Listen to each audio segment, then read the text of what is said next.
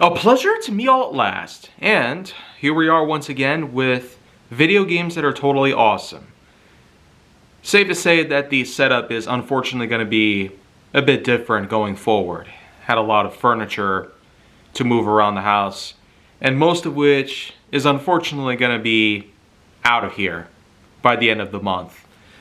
All because I plan on doing a lot of renovation throughout the rest of the year. Anyways though, what we got for today's contender is that, unlike what I have talked about before with a majority of different well-known companies like Sega, Square Enix, EA, etc., I feel like that the more independent side of things, while I have talked a great deal about independent-based companies, smaller businesses hoping to make it big, such companies that I've remembered quite well over the years. Studio Wildcard, Mint Rocket, and then who could forget about the many people who were involved in the working of Stray. So, yeah, after all this time, I get the feeling that some people might want me to do some things a little bit differently, and maybe for this instance, I feel like something else is kind of coming up in mind, known as marbles. I feel like that some people are going to want me to revisit the likes of the original Marble Madness, a game that has made appearances way back in the day, mostly on consoles like the NES, Genesis, and otherwise.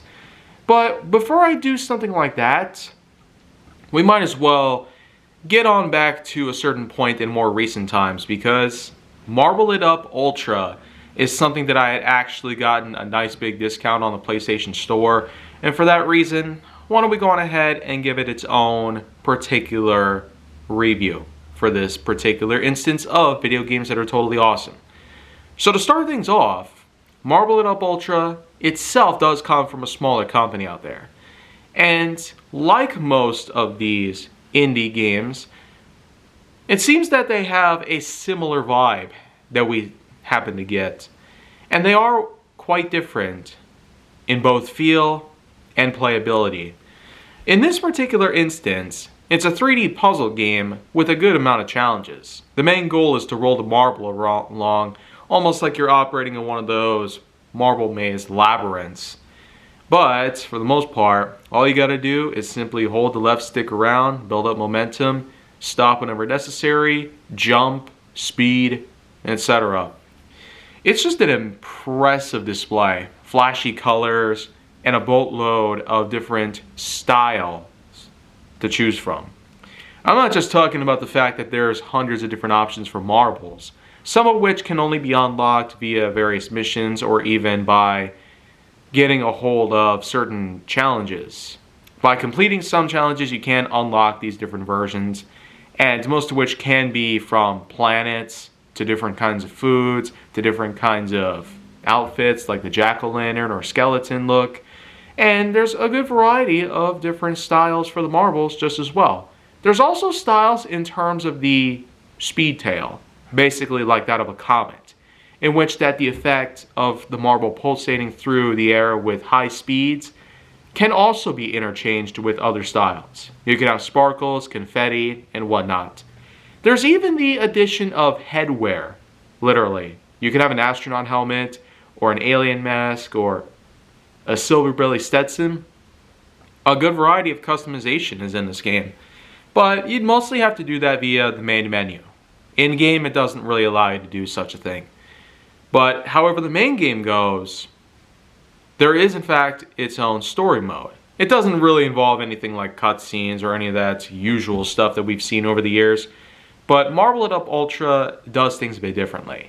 It's straight to the point, drops you to the stage with some instructions in mind, a basic outlay of what the layout itself will look like from beginning to end, and then of course there's a counter to let you know when it's time to start. Once you get down, you have one major goal in mind: to get to the end of each stage while beating the clock.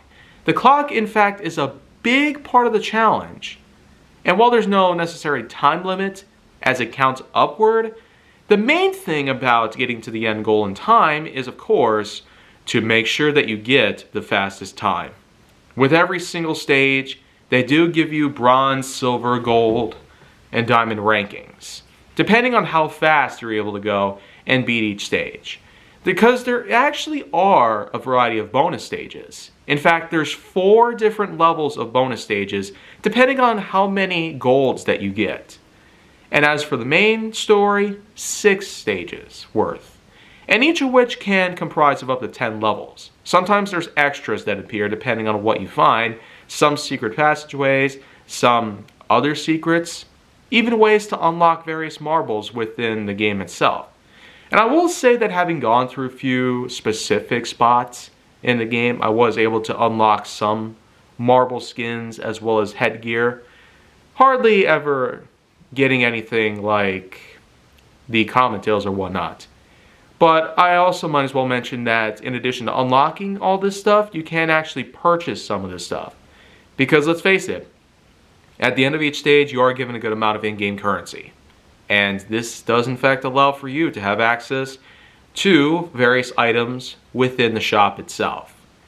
So you can unlock some things, buy some others, which I have done always. But above all that, let's just say that completing the 6 stages of the main story was quite a challenge.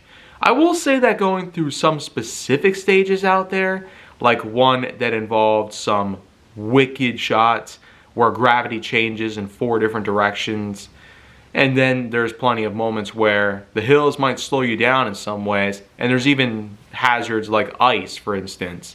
There's always a good chance that you can end up falling off the track, and it does cost you a good amount of time because you just stand still and have to keep on building a momentum. You'd much rather just reset the stage and begin right where you were from the start. Because otherwise, you could end up just risking going for either a silver, bronze, or anything else below that. Any other way you look at it though, Marble It Up Ultra and its unique challenge of guiding the marble from point A to point B is still a pretty worthy piece.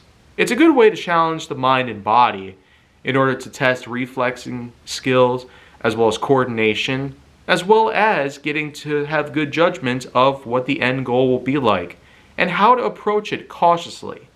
Because there's always a major step. You could be very close to falling off when you're tightroping, for instance, as some platforms are much more narrow than the marble itself. And there's also some instances where you can actually pick up extra time. And there's also power-ups along the way as well. Some power-ups can help you, like the ability to super jump, the ability to slow down time, the ability to glide along the air, etc. So this game certainly has a good variety of different ways to help you along your journey, while also allowing for your end goal to be a fair target to score. And with everything else that I've already mentioned, I guess one other thing is worth considering. The online multiplayer match. Yeah, just think, for a good $10 bill on PlayStation Store, if you're able to get a hold of this discount, Marble It Up Ultra not only offers a unique variety and challenges in the story mode, as well as unlockables every step of the way, but also online multiplayer matches. And let me tell you about the online multiplayer matches, because it does seem a lot of people have actually got a hold of this game just as well. But in my case, I'd say probably one of the best out of all of them would have to be the zombies mode. Yeah, I've mentioned before about some other games having their own form of zombies. Call of Duty has had something like that. Monster Jam has had something like that. But Marble It Up Ultra's version of zombie, it basically works the same sort of way. A group of survivors with one person randomly picked as the zombie, and every time the marbles touch each other, then they become zombies just as well. And it goes on like that until one last player is standing, the last survivor of the bunch. I'd say that really does keep you high on your toes. And some maps in particular do have a lot of ways to mess you up. There's plenty of times where ice, ramps, or half pipes can show up.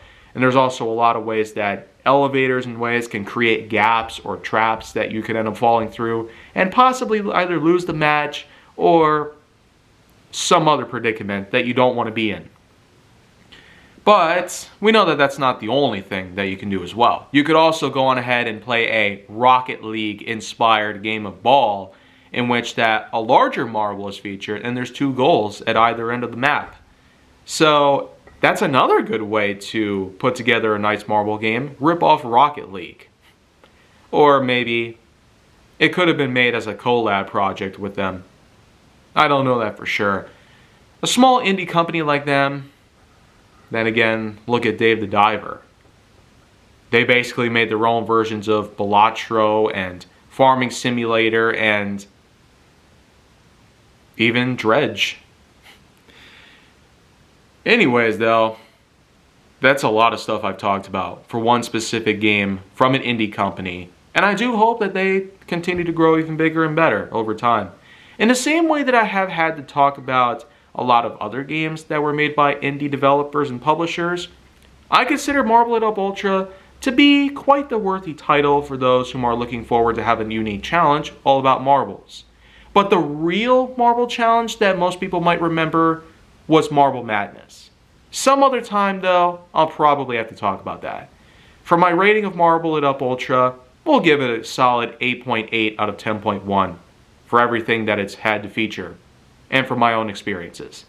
So, I will come back sometime later on to have one more game about video games that are totally awesome.